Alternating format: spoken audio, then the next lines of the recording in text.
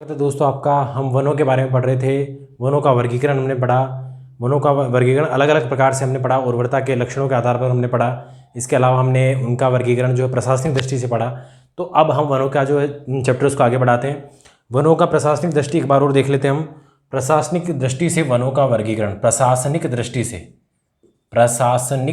से वर्गीकरण किसका? वनों का। प्रशासनिक दृष्टि से वर्गीकरण, प्रशासनिक दृष्टि से मतलब जो प्रशासन द्वारा किया जाता है, प्रशासन द्वारा किया गया जो वर्गीकरण है वो किस प्रकार से है। सबसे पहले जो वर्गीकरण है उसमें आता है आरक्षित वन। कौन से वन? आरक्षित वन। आरक्षित वन जो होते हैं वो इस प्रकार के वन होते हैं जहाँ पूर्णतः निषेध होता है जाना। मैंने कल भी बताया था आपको, वहाँ चारागाह नहीं होता, वहाँ आप पशुओं को घुमा नहीं सकते, वहाँ आप वनों की कटाई नहीं कर सकते, प्रवेश निषेध होता है, पूर्णतः प्रतिबंध लगा होता है सरकार द्वारा। वो क्षेत्र कौन से कहलाते हैं? आरक्षित वन क्षेत्र में आते हैं। कौन से? आरक्षित वन। और ये आरक्षित वन जो है कितने प्रतिशत हैं? ये आरक्षित वन जो है ये 38%। कितने प्रतिशत हैं? 38% कितने प्रतिशत? 38% भाग पर कौन से हैं? आरक्षित वन। 38 जो परसेंटेज है वो किसका है? आरक्षित वन का है। और ये सबसे ज़्यादा कुछ क्षेत्र में है? उदयपुर क्षेत्र में। किस क्षेत्र में है? उदयपुर। ठीक है। आरक्षित वन कौन से होते हैं? आरक्षित वन वो होते हैं जिसमें आपका प्रवेश निषेध होता है, वहाँ आप पशुओं को चारण नहीं कर सकते, पशुओं को चरा नहीं सकते, इसके अलावा आप वहाँ पर वनों की कटाई नहीं कर सकते। तो इस प्रकार के क्षेत्र किसमें आते हैं? आरक्षित वन में आते हैं। 38% भाग जो है वो आरक्षित वन में आता है। और उदयपुर जिला जो है, इसके उदयपुर जिले में सबसे ज़्यादा आरक्षित वन पाए जाते हैं। दूसरा जो है वो है संरक्षित या रक्षित वर्ग, संरक्षित वन। कौन से? संरक्षित वन। संरक्षित वन जो है ये 56%। कितने प्रतिशत है? 56%। संरक्षित वन जो है कितने प्रतिशत है? 56% भाग पर संरक्षित वन है। और इस प्रकार के जो वन है ये वन में केंद्र सरकार द्वारा मतलब इनको केंद्र सरकार द्वारा सुरक्षा दी जाती है, किंतु वन विभाग के अनुमति होने पर कटाई की जा सकती है। यहाँ पर पशुओं का चराया जा सकता है। किसकी? वन विभाग की अनुमति लेनी पड़ती है, बिना अनुमति की नहीं हो सकता। वन विभाग की अनुमति के बाद हम इसको जो है इस यहाँ पर कोई भी कार्य कर सकते हैं, कोई भी व्यक्ति। इसके लिए वन विभाग की अनुमति का होना आवश्यक है। और ये जो संरक्षित वन सबसे ज़्यादा कहाँ है? 12 जिले में। किस जिले में है? 12 जिले में। ठीक है। आरक्षित वन उदयपुर और संरक्षित वन 12 जिले में। उसके बाद हमने पढ़ा था अवर्गीकृत जिसका बांटा नहीं गया है। मतलब अवर्गीकृत वन वो होते हैं जिन्हें किसी भी क्षेत्र में नहीं रखा जा सकता, कोई इसका नियंत्रण नहीं है। ये आसपास के गांवों के क्षेत्रों में पाए जाते हैं। यहाँ पर सरकार का कोई प्रतिबंध नहीं है, कोई रूल नहीं है। यहाँ पर कटाई भी की जा सकती है और साथ में पशुओं को चारण भी किया जा सकता है। इस प्रकार का क्षेत्र जो है बीकानेर में। किस क्षेत्र में ज़्यादा है? बीकानेर जिले में। किस जिले में? बीकानेर जिले में ऐसे क्षेत्र पाए जाते हैं। तो प्रशासनिक दृष्टि से जो वर्गीकरण किया गया है वो 3 प्रकार से किया गया है। पहला वर्गीकरण अवर्गीकृत है, आरक्षित है। दूसरा जो है वो है संरक्षित है। और तीसरा जो है वो है अवर्गीकृत। तो अवर्गीकृत 6%। कितने प्रतिशत में है? 6% में फैला हुआ है। तो 38 और 6 44 और 56 100% ये पूर्ण भाग हो गया है। तो 6% जो किस में आता है? अवर्गीकृत क्षेत्र में आता है, जो कि बीकानेर। और आरक्षित वन जो है उदयपुर जिले में, और संरक्षित वन जो है वो किस जिले में है? 12 जिले में। इस तरह ये प्रशासनिक दृष्टि से हमने इसका विभाजन पढ़ा था। ये 3 प्रकार से है। इसके बाद हम बात करते कुछ वनों की। कुछ वनों में जो कुछ पेड़ हैं, कुछ वृक्ष हैं जिनसे रिलेटेड क्वेश्चन बनते रहते हैं। तो सबसे पहले हम खेजड़ी वृक्ष के बारे में चर्चा करते हैं। खेजड़ी वृक्ष से काफ़ी क्वेश्चन आते रहते हैं। उसका वैज्ञानिक नाम पूछा जा सकता है आपको। इसके अलावा उसको कब राज्य वृक्ष घोषित किया गया? तो बात करते हैं हम खेजड़ी की। खेजड़ी जो वृक्ष है राजस्थान का कल्प वृक्ष कहलाता है। सबसे इंपॉर्टेंट या सबसे बेसिक जो चीज़ है ये हमेशा आता है, हमें कोई भी आप कहीं भी पढ़िए, सबसे पहली लाइन ही यही है कि खेजड़ी जो है राजस्थान का क्या है? राज्य वृक्ष है। राजस्थान का राज्य वृक्ष। ठीक है। इसके अलावा इसे राजस्थान का या थार का कल्प वृक्ष भी कहते हैं। राजस्थान का या थार का कल्प वृक्ष। ठीक है। इसके अलावा अगर पूछा जाए आदिवासियों का कल्प वृक्ष तो कौन सा? महुआ को। किसको बोला जाता है? महुआ को। जबकि राजस्थान का या थार का कल्प वृक्ष किसे बोलते हैं? खेजड़ी को। किसको? खेजड़ी को। इसका जो वैज्ञानिक नाम है वो है प्रोसोपिस सिनेरेरिया। ये इसका वैज्ञानिक नाम है। इसके अलावा और भी नाम है, जैसे आप देख सकते हैं इसका जो स्थानीय नाम है, स्थानीय नाम वो है जाटी। ठीक है, इसके अलावा राजस्थानी नाम, राजस्थानी नाम वो है सीमलो, सीमलो, सिमलो। ठीक है, इसके अलावा इसका जो नाम है संस्कृत में या फिर ग्रंथों में इसका नाम आता है वो आता है समी, समी। तो इस तरह खेजड़ी के प्रमुख नाम है। स्थानीय नाम जाटी है, राजस्थानी नाम सीमलो है, संस्कृत में समी है और वैज्ञानिक नाम है प्रोसेपिस सिनेरिया। इसके अलावा ये राज्य वृक्ष कब घोषित किया गया, तो 31 अक्टूबर 1983, 31 अक्टूबर 1983 को इसे क्या घोषित किया गया, राज्य वृक्ष घोषित किया गया, राज्य वृक्ष घोषित किया गया। 31 अक्टूबर 1983 को खेजड़ी को राज्य वृक्ष घोषित किया गया।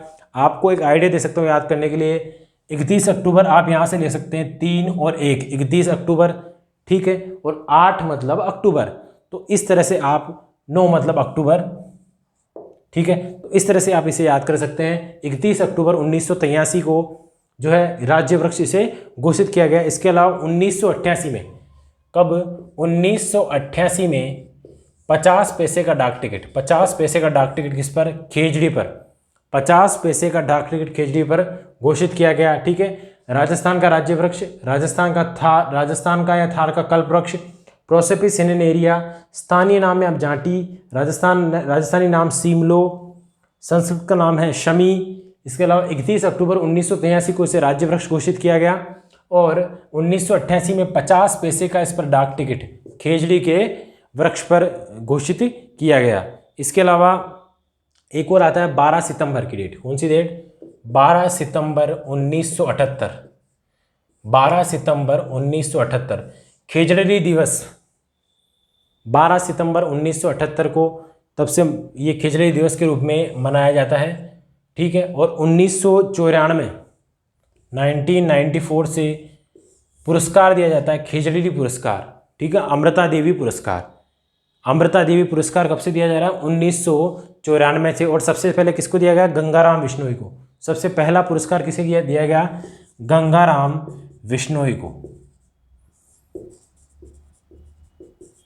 गंगाराम बिश्नोई को।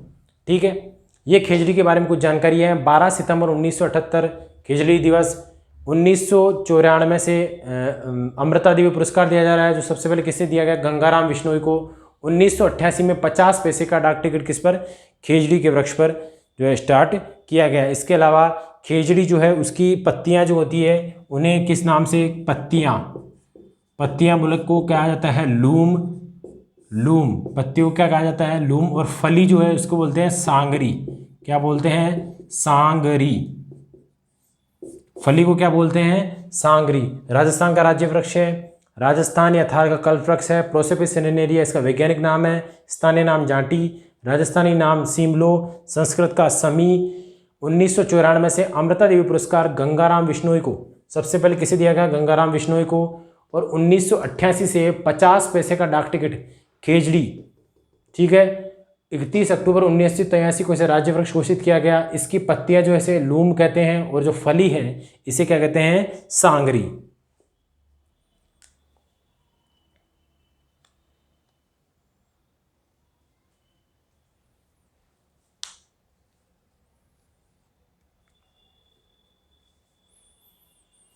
ये था हमारा खेजड़ी के बारे में, खेजड़ी के बारे में कुछ जानकारी। इसके अलावा 1991 से एक प्रोग्राम चलाया जा रहा है खेजड़ी को बचाने के लिए। कब से, 1991 से, 1991 से ऑपरेशन खेजड़ा कार्यक्रम, 1991 से कौन सा कार्यक्रम चल रहा है, ऑपरेशन खेजड़ा कार्यक्रम। इसको भी आप ध्यान रखें, इस खेजड़ी की सुरक्षा देने के लिए 1991 से ऑपरेशन खेजड़ा कार्यक्रम चलाया जा रहा है। तो ये हो गया हमारे खेजड़ी के बारे में जानकारी।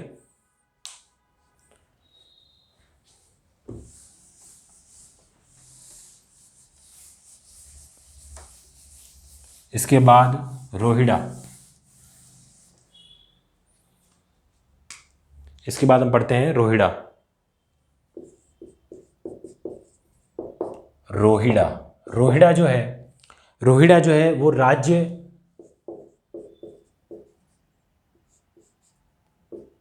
फूल, राज्य पुष्प, सॉरी राज्य पुष्प क्या है, रोहिड़ा कहते हैं। इसे मरुस्थल का क्या कहते हैं, सागवान कहते हैं। क्या कहते हैं, मरुस्थल का सागवान, मरुस्थल का सागवान कहा जाता है। और इसका जो वैज्ञानिक नाम है वो है टिकोमेला इंडुलेका, टिकोमेला इंडुलेटा, टिकोमेला इंडुलेटा रोहिड़ा का जो है वैज्ञानिक नाम है। मरुस्थल का सागवान इसको बोलते हैं। राज्य पुष्प है और इसे राज्य पुष्प भी कब घोषित किया गया, 31 अक्टूबर 1983, सेम डे जब उसे खेजड़ी को राज्य वृक्ष घोषित किया गया, उसी समय इसे राज्य पुष्प घोषित किया गया। मरुस्थल का सागवान, टिकोमेला इंडुलेका इसे कहते हैं। और चैत्र माह में फूल कब खिलता है, चैत्र माह में पुष्प खिलता है इसका, चैत्र माह में। कब खिलता है, चैत्र माह में। तो ये रोहिड़ा के बारे में कुछ जानकारी है।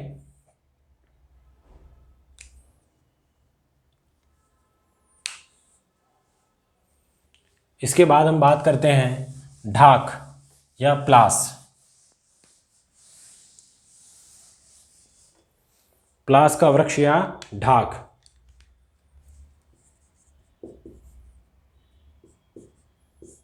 प्लास या ढाक, ठीक है। इसे क्या कहते हैं, जंगल की ज्वाला। किस नाम से जाना जाता है, जंगल की ज्वाला, जंगल की ज्वाला। और किस क्षेत्र में, राजसमंद क्षेत्र में। मैंने कल भी बताया था किस क्षेत्र में सबसे ज़्यादा मिलते हैं प्लास या ढाक के, ये राजसमंद में, राजसमंद में। और इसका जो वैज्ञानिक नाम है वो क्या है, ब्यूटिया मोनोस्पर्मा,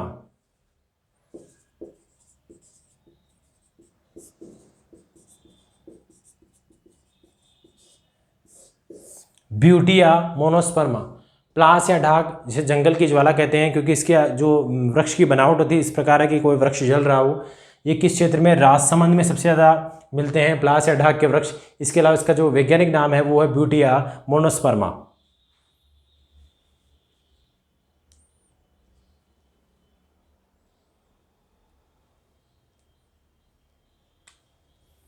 इसके बाद हम बात करते हैं महुआ के वृक्ष की, आदिवासियों का कल्प वृक्ष।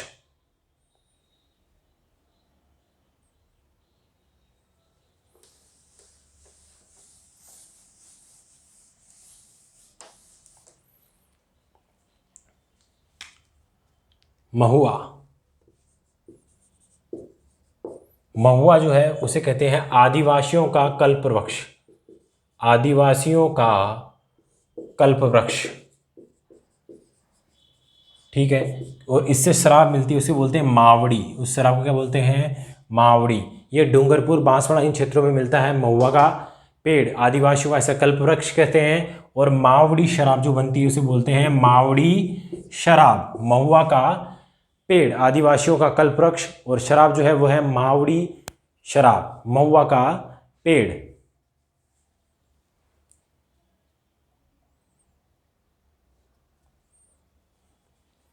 इसके बाद हम जो है घास की बात करते हैं, लिलोण। कौन सी, लिलोण या सेवण घास, सेवण। कौन सी घास, सेवण घास है। इसका स्थानीय नाम कौन सा, स्थानीय नाम, स्थानीय नाम वो है लिलोण, लिलोण स्थानीय नाम है लिलोण। दूसरा, ये लाठी सीरीज के आसपास, जैसलमेर में है लाठी सीरीज, उसके आसपास के क्षेत्र में, लाठी सीरीज के आसपास के क्षेत्र में पाई जाती है, ठीक है। गोडावण की शरण स्थली है, किसकी, गोडावण की शरण स्थली, गोडावण की शरण स्थली। स्थानीय नाम जो है लिलोण है। लाठी सीरीज के आसपास के क्षेत्र में सेवण घास पाई जाती है। गोडावण की शरण स्थली है और इसका वैज्ञानिक नाम है लीसियूरुस सीडिकुस, लीसियूरुस सीडिकुस। ठीक है, वैज्ञानिक नाम भी आप ध्यान रखें। सेवण घास जो है स्थानीय नाम लिलोण है, एक लंबी घास होती है, प्रोटीन युक्त घास होती है, लाटी सीरीज के आसपास के क्षेत्रों में पाई जाती है। लाटी सीरीज जो है एक जल पट्टी है, भूगर्भीय जल पट्टी है, ठीक है। और गोडावण की शरणस्थली जो एक घास है, ये कौन सी, गोडावण की शरणस्थली है। इसके अलावा लीसियूरुस सिडिकुस, इसका जो वैज्ञानिक नाम है वो है लीसियूरुस सिडिकुस, किसका, सेवण घास का।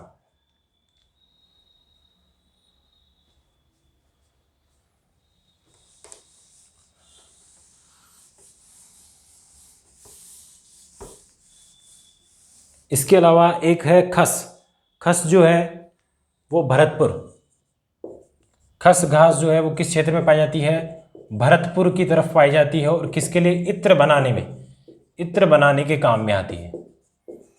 इत्र बनाने के काम में आती है कौन सी, खस जो घास है वो भरतपुर क्षेत्र में, काफ़ी एग्जाम में आया हुआ है। खस जो भरतपुर में है और इत्र बनाने का किस काम में आती है, इत्र बनाने के काम में आती है। इसके अलावा धामण घास, राजस्थान में धामण घास पाई जाती है, ठीक है, जो कि सर्वाधिक प्रोटीन युक्त है, पशुओं के चारण के लिए काम में ली जाती है। सर्वाधिक प्रोटीन युक्त कौन सी है, धामण घास। दुधारू पक्षियों, दुधारू जो पशु होती हैं पशुओं के लिए है धामण घास, सर्वाधिक प्रोटीन युक्त घास दुधारू पशुओं के लिए।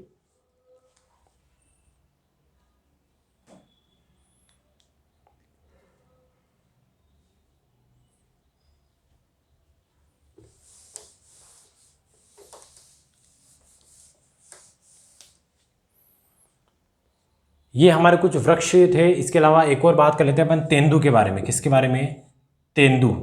तेंदू जो है वागड़ क्षेत्र में सर्वाधिक मिलता है। वागड़ का मतलब होता है डूंगरपुर बांसवाड़ा क्षेत्र में तेंदू का वृक्ष मिलता है। और इसका स्थानीय नाम जो है वो है टिमकू। स्थानीय नाम जो है वो है टिमरू या टिमकू। टिमकू भी कहीं जाता है और कहीं एग्जाम में आता है टिमरू, ठीक है।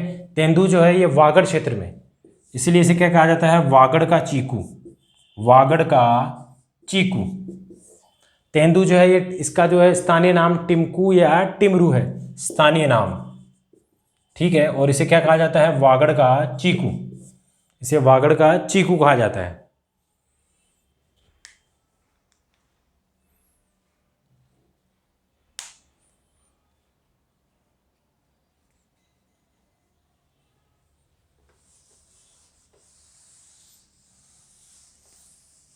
इसके अलावा हम राजस्थान के वनों के बारे में कुछ चीज़ें पढ़ लेते हैं।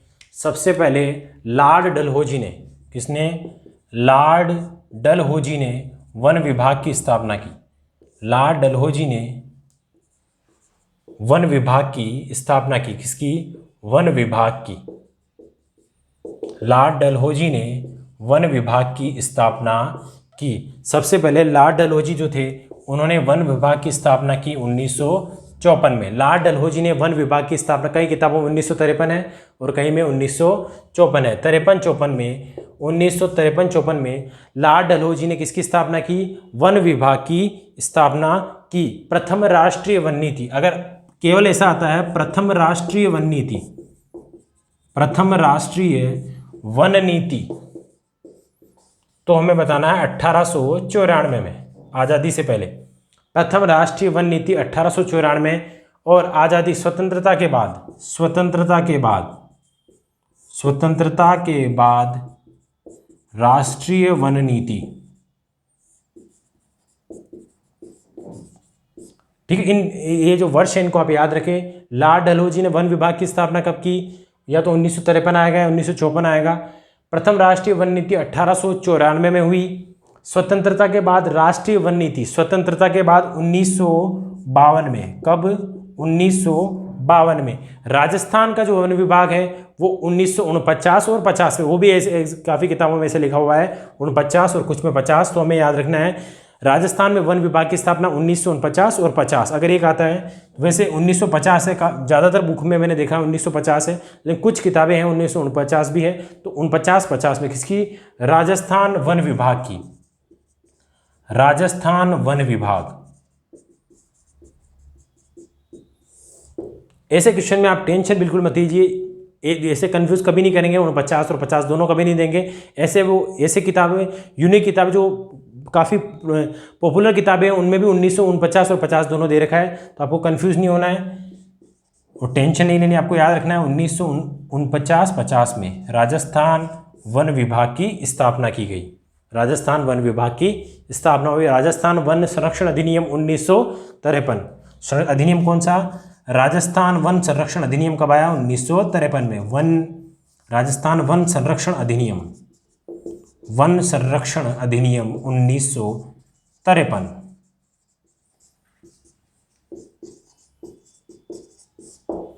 ठीक है। लॉर्ड डलहौजी ने वन विभाग की सबसे पहले स्थापना की। प्रथम राष्ट्रीय वन नीति 1894 में। स्वतंत्रता के बाद राष्ट्रीय वन नीति 1952 में। राजस्थान वन विभाग की स्थापना 1949-50 में। और राष्ट्रीय वन संरक्षण अधिनियम कब आया? 1953 में। वन संबंधित कानून सबसे पहले बना अलवर रियासत में। वन संबंधित कानून अलवर रियासत में। और वनों की कटाई पर जो प्रतिबंध लगाया गया, प्रतिबंध की बात की जाए तो सबसे पहले लगा जोधपुर में। और वन संबंधित जो कानून सबसे पहले अलवर रियासत में, और वनों की कटाई पर प्रतिबंध सबसे पहले जोधपुर में। लॉर्ड डलहौजी ने सबसे पहले वन विभाग की स्थापना की। किसने की? लॉर्ड डलहौजी ने। प्रथम राष्ट्रीय वन नीति 1894 में। स्वतंत्रता के बाद 1952 में। वन विभाग की स्थापना 1949-50 में। और राजस्थान वन संरक्षण अधिनियम 1953 में। तो ये वनों से रिलेटेड कुछ इंपॉर्टेंट चीज़ें थी जो हमने पढ़ी। Thank you.